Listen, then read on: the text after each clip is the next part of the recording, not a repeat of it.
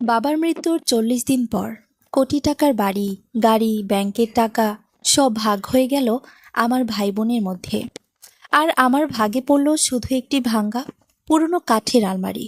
সবাই হাসছিল, কিন্তু কেউ জানতো না সেই আলমারিটাই তাদের জীবনের সবচেয়ে বড় ভুল হতে চলেছে। বাবাকে দাফন করার ঠিক 40 দিন পর আমাদের আত্মীয় স্বজন সবাই ঢাকার মিরপুরের পৈতৃক বাড়িতে জড়ো হয়েছিলেন বাবার রেখে যাওয়া সম্পত্তি ভাগ করে নেওয়ার জন্য। ড্রয়িং রুমে বসেই তারা একে একে বাবার ধানমন্ডির বাড়ি, তার টোয়োটা এলিয়ন গাড়ি, ব্যাংকে জমা থাকা টাকা আর আমার দাদির সোনার গয়না ভাগ করে দিলেন, যেন আমি সেই ঘরেই বসে নেই। শেষ পর্যন্ত যখন আমার কথা মনে পড়ল, তখন বাকি ছিল শুধু একটি পুরনো লাল রঙের কাঠের আলমারি। রং প্রায় উঠে গেছে, একটি পা ভাঙা, নিচে একটি ইট দিয়ে কোনো মতে দাঁড় করিয়ে রাখা হয়েছে। আমি শুধু হেসে বললাম, আলমারিটাই আমি নেব। বাবা মারা গেছেন আজ ঠিক 40 দিন। মৃত্যুর আগে তিনি টানা 73 দিন ঢাকা মেডিকেল কলেজ হাসপাতালে ভর্তি ছিলেন। এই 73 দিনে আমি অসংখ্যবার ফোন করেছিলাম আমার বড় ভাই রাশিদকে। প্রতিবার সে বলতো, অফিসে অনেক চাপ, গুলশান থেকে বের হতে পারছি না। বড় বোন নীলাকেও ফোন করেছিলাম। সে বলতো, বাচ্চাদের রেখে হাসপাতালে থাকা সম্ভব না। এক রাতের জন্য তারা হাসপাতালে থাকেনি। আমি ছিলাম টানা 73 রাত হাসপাতালের করিডোরের শক্ত প্লাস্টিকের চেয়ারে একটা চাদর বালিশ বানিয়ে ঘুমিয়েছিলাম। প্রতি মুহূর্তে বাবার কেবিনের দরজার দিকে তাকিয়ে থেকেছি। শেষের দিকে বাবা আর ঠিকমতো কথা বলতে পারতেন না, শুধু আমার হাতটা শক্ত করে ধরে দরজার দিকে তাকিয়ে থাকতেন। আমি জানতাম তিনি কাকে খুঁজছেন, কিন্তু তারা কেউ আসেনি। বাবা মারা যাওয়ার পর মা প্রথম ফোন করেছিলেন রাশিদকে। রাশিদের প্রথম প্রশ্ন ছিল না বাবা শেষ মুহূর্তে কি বলেছিলেন, বরং সে জিজ্ঞেস করেছিল দাফনের খরচ কত হবে। নীলায় 1 টাকাও দেয়নি। কাফন, জানাজা, মিলাদ, কবর সব মিলিয়ে প্রায় 32 লাখ টাকা আমি নিজের সঞ্চয় থেকে খরচ করেছিলাম। বহু বছরের জমানো টাকা। প্রতিটি খরচ আমি একটি ছোট নোটবুকে লিখে রেখেছিলাম। কারো কাছে টাকা চাইব বলে নয়। আমি জানতাম একদিন সবাই এমন অভিনয় করবে যেন কিছুই ঘটেনি। আর সেদিন ঠিক তাই হলো। সম্পত্তি ভাগ করার সময় কেউ একবারও বলল না কে বাবার চিকিৎসার সময় পাশে ছিল, কে দাফনের সব খরচ দিয়েছে, কে শেষ নিঃশ্বাস পর্যন্ত বাবার হাত ধরে বসেছিল। মা ড্রয়িং রুমের মাঝখানে একটি লোহার বাক্স রাখলেন। ভেতরে ছিল ধানমন্ডির বাড়ির দলিল, গাড়ির কাগজ, 2টি ব্যাংক পাসবই আর দাদির সোনার গয়না। রাশেদ তার স্ত্রী তানিয়াকে নিয়ে এক পাশে বসে, নীলা তার স্বামী সোহেলের পাশে, আমি পুরনো সোফার এক কোণে, যেখানে ছোটবেলা থেকেই আমাকে বসানো হতো। মা বাক্স খুলে বললেন, রাশিদের সংসারের খরচ বেশি, বাড়িটা ওই পাবে। এক মুহূর্তেই বাবার কোটি টাকার বাড়ি ভাইয়ের নামে চলে গেল। রাশিদ শুধু মাথা নাড়ল, যেন আগেই জানত। এরপর মা গাড়ির কাগজ নীলার হাতে দিলেন। তোর বাচ্চাদের স্কুলে আনা নেওয়া করতে সুবিধা হবে। নীলা হাসল। এরপর ব্যাংকের টাকা, 8,50,000 টাকা রাশিদের, 14 লাখ টাকা নীলার। এরপর দাদির সব সোনার গয়নাও নীলার হাতে তুলে দিলেন মা। আমি চুপচাপ বসে রইলাম। 2 কোটিরও বেশি টাকার সম্পত্তি মুহূর্তে ভাগ হয়ে গেল। কেউ একবারও আমার নাম উচ্চারণ করল না। শেষে মা আমার দিকে তাকালেন, ঘরের এক কোণে আঙ্গুল দেখিয়ে বললেন, ওটাই তোর জন্য আছে। আমি তাকালাম। বাবার সেই পুরনো লাল আলমারি, রং উঠে গেছে, এক পা ভাঙা, নিচে একটা ইট। ভাবি তানিয়া হেসে বলল, ওটা নামাতে গিয়ে ভেঙে যাবে। নীলা মুখ বাঁকিয়ে বলল, ওটা বাসায় নিলে ঘরটাই নষ্ট লাগবে। মাসের চেনা দৃষ্টিতে আমার দিকে তাকালেন। ছোটবেলা থেকে যখনই আমাকে কম দিয়ে বুঝিয়ে দিতে চাইতেন, ঠিক এই চোখেই তাকাতেন। তিনি বললেন, তুই তো ছোট ছেলে, এত লোভ করিস না। লোভ? আমার হাসি পেল। রাশেদ সবসময় বাড়ির গর্ব ছিল। নীলা ছিল সবার আদরের মেয়ে, আর আমি সবসময় মানিয়ে নেওয়ার মানুষ। রাশেদের জন্য দামি কোচিং, নীলার জন্য নতুন নতুন জামা, আর আমি পড়েছি পুরনো বই কিনে। বিশ্ববিদ্যালয়ে পড়ার সময় টিউশনি করে নিজের খরচ চালিয়েছি। চাকরি পাওয়ার পর নিজের সঞ্চয় থেকে রাশেদকে ফ্ল্যাটের ডাউন পেমেন্টের জন্য টাকা ধার দিয়েছিলাম। আজ 8 বছর হয়ে গেছে, 1 টাকাও ফেরত দেয়নি। যখনই প্রতিবাদ করেছি, মা একই কথা বলেছেন, পরিবারে কেউ হিসাব রাখে না। কিন্তু সেদিন আমি মনে মনে হিসাব করলাম, ধানমন্ডির বাড়ির রাশিদের, গাড়ি, টাকা আর গয়না নীলার, আর আমার ভাগে একটি ভাঙ্গা আলমারি। আমি ধীরে ধীরে আলমারির কাছে গেলাম, হাতে ছুঁয়ে দেখলাম উঠে যাওয়া লাল রং। এই আলমারিটাকে আমি ছোটবেলা থেকেই চিনি। বাবার পাঞ্জাবি, পুরনো লুঙ্গি, কিছু যন্ত্রপাতি, পুরনো খবরের কাগজ, সবকিছু এখানেই থাকতো। ছোট ছোট কিছু বাক্সও ছিল, যেগুলো কেউ কখনো খুলে দেখেনি। আমি নিচু হয়ে ভাঙা পায়ের নিচে ইটটা সরিয়ে দিলাম। আলমারিটা কেঁপে উঠল। আমার চাচা কামাল, যিনি এতক্ষণ চুপচাপ ছিলেন, কপাল কুঁচকালেন। নীলা তখনও ফোন স্ক্রল করছে। তা নিয়ে আবারও হেসে উঠল। কিন্তু আমি মায়ের দিকে তাকাতেই থমকে গেলাম। এক মুহূর্তের জন্য তার মুখের অভিব্যক্তি বদলে গেল। সেটা বিরক্তি ছিল না, রাগও ছিল না, ওটা ছিল ভয়। ঠিক তখনই আমি বুঝে গেলাম, এই আলমারির সঙ্গে এমন কিছু জড়িয়ে আছে যা মা কোনোভাবেই চান না আমি জানতে পারি। আমি সোজা হয়ে দাঁড়ালাম, ঘরের বাইরে একবার দেখে শান্ত গলায় বললাম, ঠিক আছে, আলমারিটাই আমি নেব। কেউ আমাকে সাহায্য করতে এগিয়ে এলো না। রাশেদ নিশ্চিন্তে চা খেতে লাগলো। নীলা আবার ফোনে ব্যস্ত হয়ে গেল, আর মা বারান্দায় দাঁড়িয়ে চুপচাপ আমার দিকে তাকিয়ে রইলেন। আমি আর চাচা কামাল মিলে আলমারিটা নিচে নামিয়ে ভাড়া করা পিকআপে তুললাম। পুরো সময় মা বারান্দায় দাঁড়িয়েছিলেন। তার চোখে ছিল অদ্ভুত এক আতঙ্ক, যেন তিনি মনে মনে চাইছিলেন আমি সিদ্ধান্তটা বদলে ফেলি। কিন্তু আমি বদলাইনি, কারণ অনেক সময় যেটাকে সবাই মূল্যহীন মনে করে, সেটাই হয়ে ওঠে সবচেয়ে মূল্যবান উত্তরাধিকার। 2 দিন ধরে আলমারিটা আমার এক রুমের ছোট্ট ভাড়া বাসায় পড়েছিল। আমি একবারও সেটা খুলিনি। নিজেকে বুঝিয়েছিলাম অনেক ক্লান্ত, ধুলোবালি পরিষ্কার করতে ঝামেলা হবে। কিন্তু সত্যিটা ছিল অন্য। আমি ভয় পাচ্ছিলাম মাকড়সা বা তেলাপোকাকে নয়। আমি ভয় পাচ্ছিলাম যদি আলমারির ভেতরে কিছুই না পাই, যদি এটাও প্রমাণ হয়ে যায় যে বাবা সত্যি আমার জন্য মূল্যবান কিছু রেখে যাননি। 3য় দিনের সন্ধ্যায় অফিস থেকে ফিরে শার্ট খুলে আলমারির সামনে দাঁড়ালাম। আমি একটি মোবাইল ফোন কোম্পানির মার্কেটিং বিভাগে চাকরি করি। সারাদিনের ক্লান্তি নিয়ে বাসায় ফিরলেও সেদিন আর নিজেকে আটকা রাখতে পারলাম না। আমার ছোট্ট ড্রয়িং রুমে আলমারিটাকে আরও বেশি করুণ লাগছিল। লাল রং প্রায় পুরোপুরি উঠে গেছে, ভেতরের ফ্যাকাশে কাঠ দেখা যাচ্ছে। ভাঙা পায়ার নিচে সেই ইটটা এখনও রাখা। দরজাগুলো ঠিকমতো বন্ধ হয় না। আমি হাত বাড়িয়ে হাতলটা ধরলাম। অদ্ভুতভাবে কাঠটা উষ্ণ লাগছিল। ধীরে ধীরে দরজা খুললাম। কর্মর শব্দ তুলে দরজাটা খুলে গেল। ভেতরে ঠিক যেভাবে মনে হয়েছিল, বাবার 3টি পুরনো পাঞ্জাবি ঝুলছে, বহু বছরের ব্যবহার। তবুও যেন এখনো বাবার পরিচিত আতরের গন্ধ লেগে আছে। আমার চোখের সামনে ভেসে উঠল প্রতি শুক্রবার দুপুরে বাবা ড্রয়িং রুমে বসে টেলিভিশনে খবর দেখছেন। নিচের তাকে সুন্দর করে ভাঁজ করে রাখা ছিল তার পুরনো চেক শার্টগুলো, যেগুলোর পরে তিনি একসময় গাবতলীর ওয়ার্কশপে কাজ করতেন। অবসরের পরও মাঝে মধ্যে সেগুলো পরতেন। আমি একে একে সব কাপড় বের করতে শুরু করলাম। 1টা, 2টো, 3টা, সব মেঝেতে রেখে দিলাম। তার নিচে ছিল অনেকগুলো পুরনো সংবাদপত্র, প্রথম আলো, ইত্তেফাক, কালের কণ্ঠ।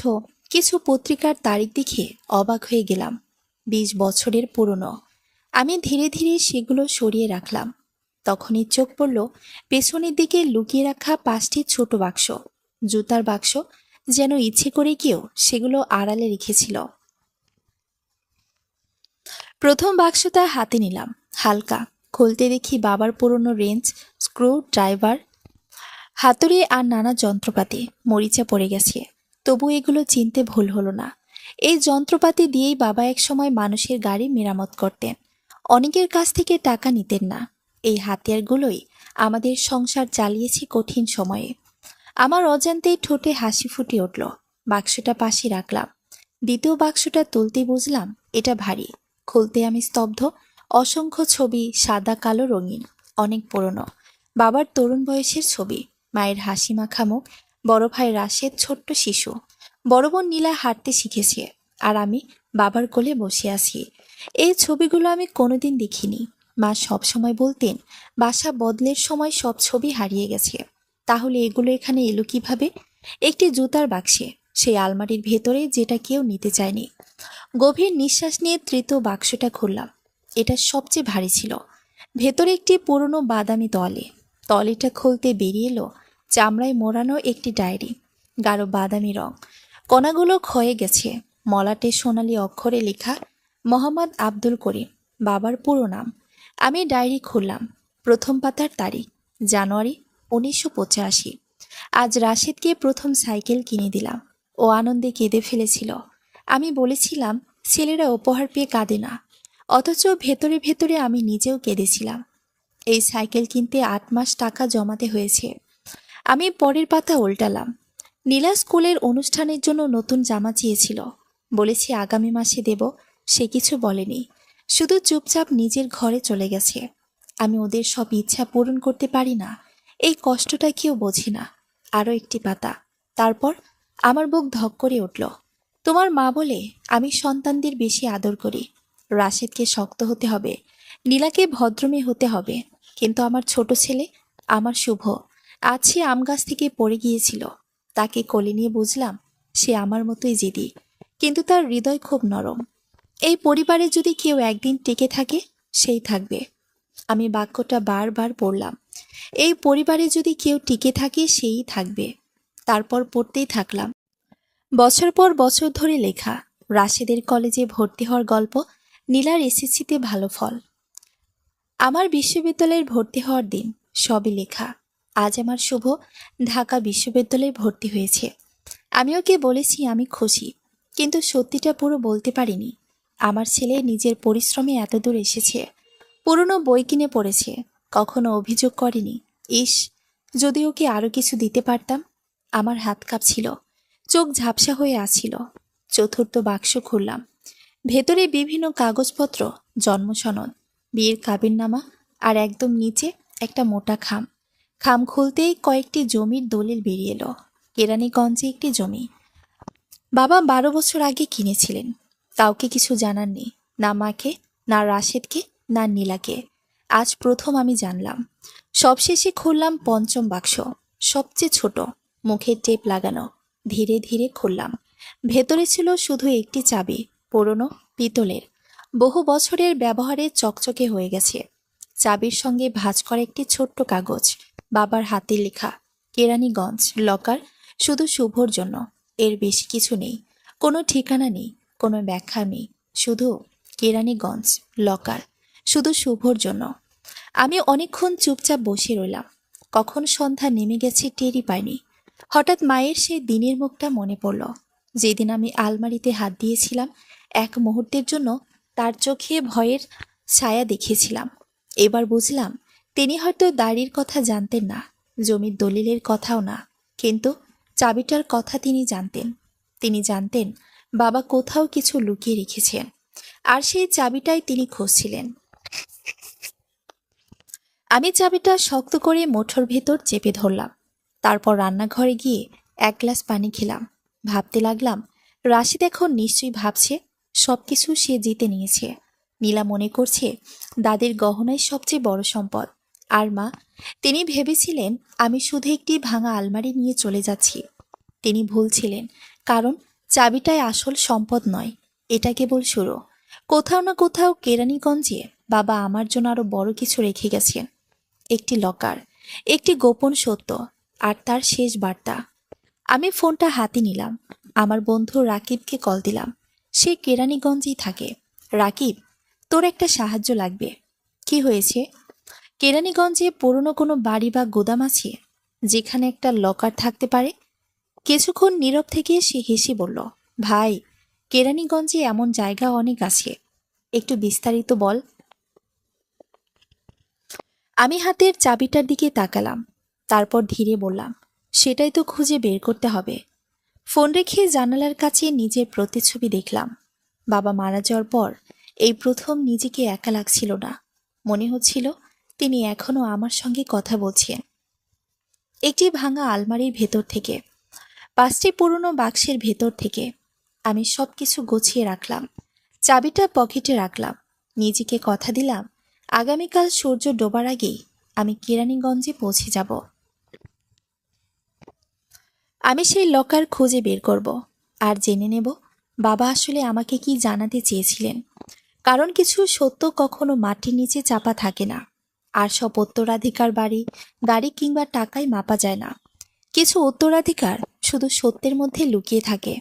আর বাবা সেই সত্যটাই আমার হাতে তুলে দিয়ে গেছেন। চাবিটা পাওয়ার ঠিক 6 দিন পর আমি কেরানীগঞ্জের একটি পরিত্যক্ত বাড়ির সামনে দাঁড়িয়েছিলাম। আমার বন্ধু রাকিব তার পুরনো মাইক্রোবাসে করে আমাকে সেখানে নিয়ে এসেছিল। বাড়িটা ছিল ছোট্ট একতলা, চারদিকে ঝোপঝাপে ঢাকা। পেছনে কয়েকটি পুরনো গ্যারেজ আর গুদাম ঘর।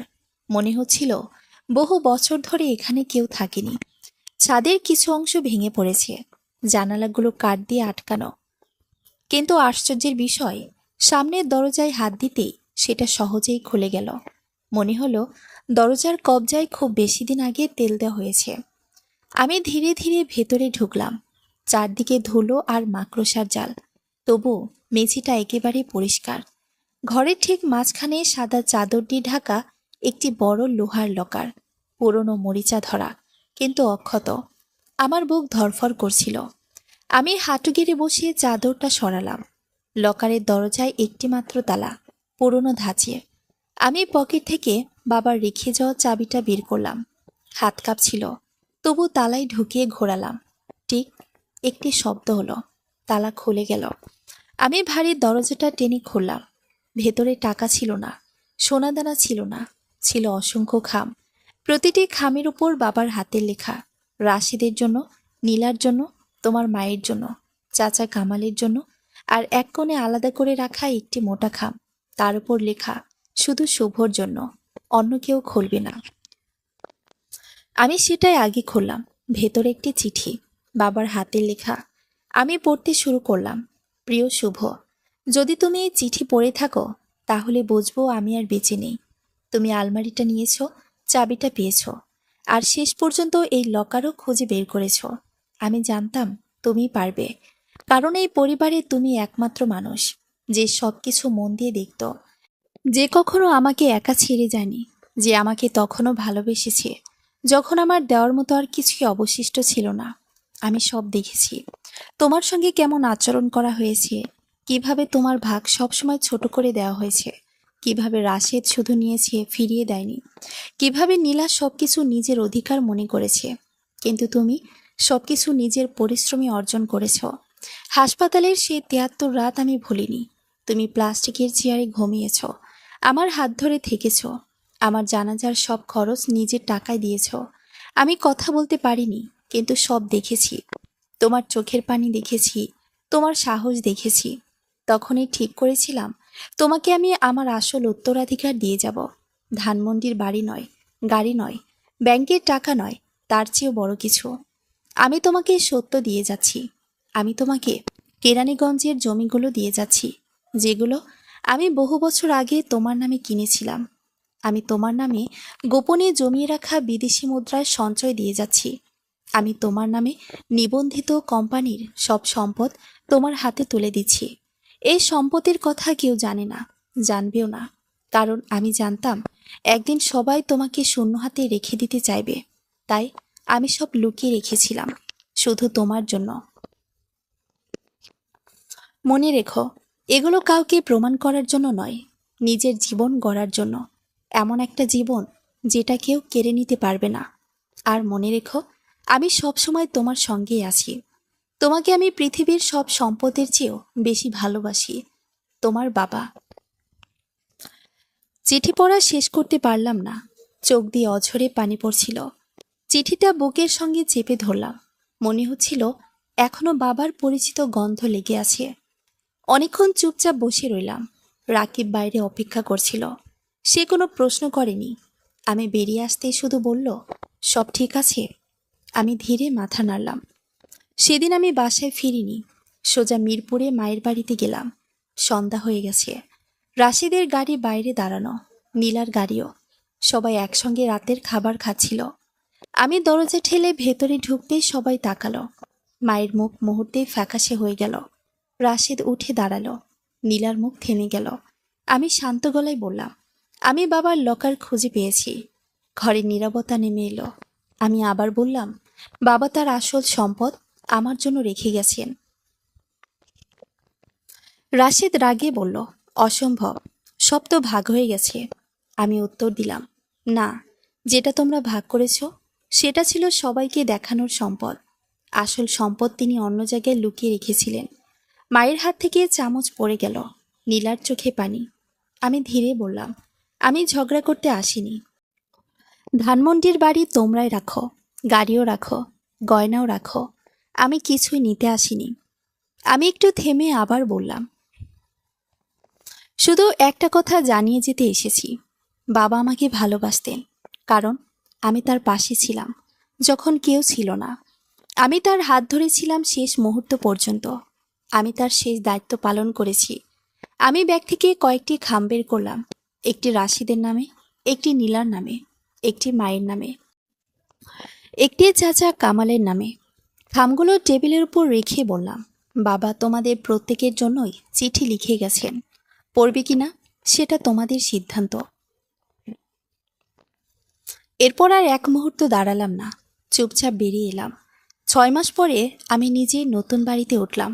বড় কোনো প্রাসাদ নয়, ছোট্ট সুন্দর একটি বাড়ি, যেটা বাবা বহু বছর আগে আমার জন্য কিনেছিলেন। আমি বাড়িটা নতুন করে রং করালাম। বাবার প্রিয় রং হলুদ। ড্রয়িং রুমে তার একটি বড় ছবি টাঙিয়ে দিলাম। প্রতিদিন সকালে ছবিটার সামনে দাঁড়িয়ে বাবাকে সালাম জানাই। প্রতিদিন রাতে মনে মনে তাকে ধন্যবাদ দিই। আর আমার শোবার ঘরের এক কোণে আজও দাঁড়িয়ে আছে সেই পুরনো লাল আলমারিটা। ভাঙা পায়াটা ঠিক করে নিয়েছি, নতুন করে রং করেছি। ভেতরে এখনো বাবার পাঞ্জাবি, পুরনো শার্ট,